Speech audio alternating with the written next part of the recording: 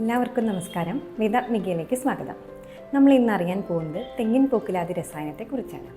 തെങ്ങിൻ പൂക്കുലാതി രസായനം എന്ന് കേൾക്കുമ്പോൾ തന്നെ പ്രസവരക്ഷയ്ക്കായിട്ട് അമ്മമാർക്ക് ഉപയോഗിക്കുന്ന ഔഷധം എന്ന പേരിൽ ഒതുങ്ങിപ്പോവാറുണ്ട്.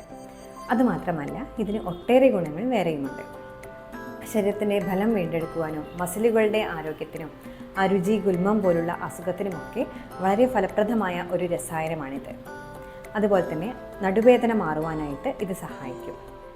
പ്രസവം തോറും അമ്മമാരുടെ ആരോഗ്യവും സൗന്ദര്യവും വീണ്ടെടുക്കുവാൻ സഹായിക്കുന്ന അത്ഭുതകരമായ ഒരു ഔഷധം എന്ന പേരും ഇതിനുണ്ട്. തെങ്ങിൻ പൂക്കുലാതി രസായനം അഥവാ ഏതൊരു ആയുർവേദ ഔഷധവും തന്നെ എങ്ങനെയാണ് ഉപയോഗിക്കേണ്ടത്, ഏതൊക്കെ ആളുകൾക്ക് ഉപയോഗിക്കാം, എത്ര അളവിലാണ് ഉപയോഗിക്കേണ്ടതെന്നൊക്കെ കൃത്യമായിട്ട് അറിഞ്ഞിരിക്കണം. തെങ്ങിൻ പൂക്കുലാതി രസായനം അഥവാ തെങ്ങിൻ പൂക്കുല ലേഹ്യം എങ്ങനെയാണ് ഉണ്ടാക്കേണ്ടത് എന്ന് കൂടി നോക്കാം. അധികം മൂപ്പെത്താത്ത തെങ്ങിൻ പൂക്കുലയാണ് ഇതിനായിട്ട് എടുക്കേണ്ടത്.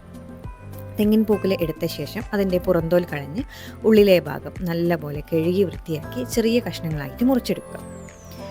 ലേഹ്യം ഉണ്ടാക്കാൻ ആവശ്യമായ തേങ്ങയെടുത്ത് ചിരവി അരച്ച് തേങ്ങാപ്പാൽ എടുക്കുക.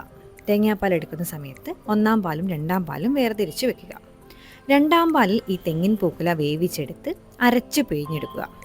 ഈ പിഴിഞ്ഞെടുത്ത നീരിലേക്ക് ശർക്കരയും നെയ്യും ചേർത്ത് നല്ലപോലെ ഇതുപോലെ കുറുക്കിയെടുക്കുമ്പോൾ ശ്രദ്ധിക്കേണ്ടത് തുടർച്ചയായിട്ട് ഇളക്കിക്കൊണ്ടിരിക്കണം.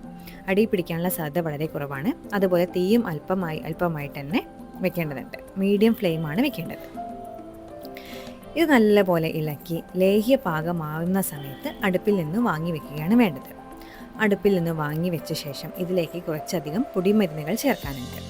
പൊടിമരുന്നുകൾ ത്രിഫല, ഉലുവ, ശതകുപ്പ, കൊത്തമ്പാലയരി, അയമോദകം, ചെറുപുന്നയരി, വീഴാലരിക്കാമ്പ്, പെരുംജീരകം, കരിഞ്ജീരകം, ജീരകം, വരട്ടുമഞ്ഞൾ, വെളുത്തുള്ളി, അമുക്കുരം, രാമച്ചം, മുത്തങ്ങ, കാട്ടുതിപ്പലിവേല്, ഏലത്തരി, കുരുമുളക്, ചുക്ക്, തക്കോലം, കരയാമ്പൂവ്, ഇലവങ്കത്തൊലി, ജാതിക്ക, ജാതിപത്രി, തിപ്പലി ഇവയാണ്.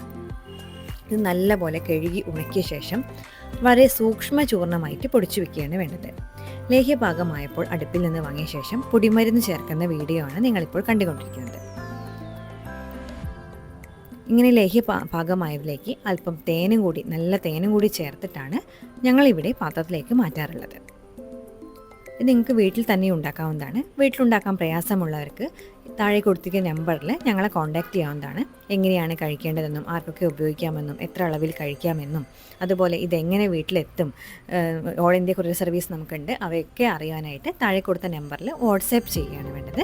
ഡിസ്ക്രിപ്ഷനിൽ നിങ്ങൾക്ക് കോൾ ചെയ്യേണ്ട നമ്പർ വേറെയും കൊടുക്കുന്നതാണ്. ഈ വീഡിയോ നിങ്ങൾക്ക് ഉപകാരപ്രദമായി എന്ന് വിശ്വസിക്കുന്നു.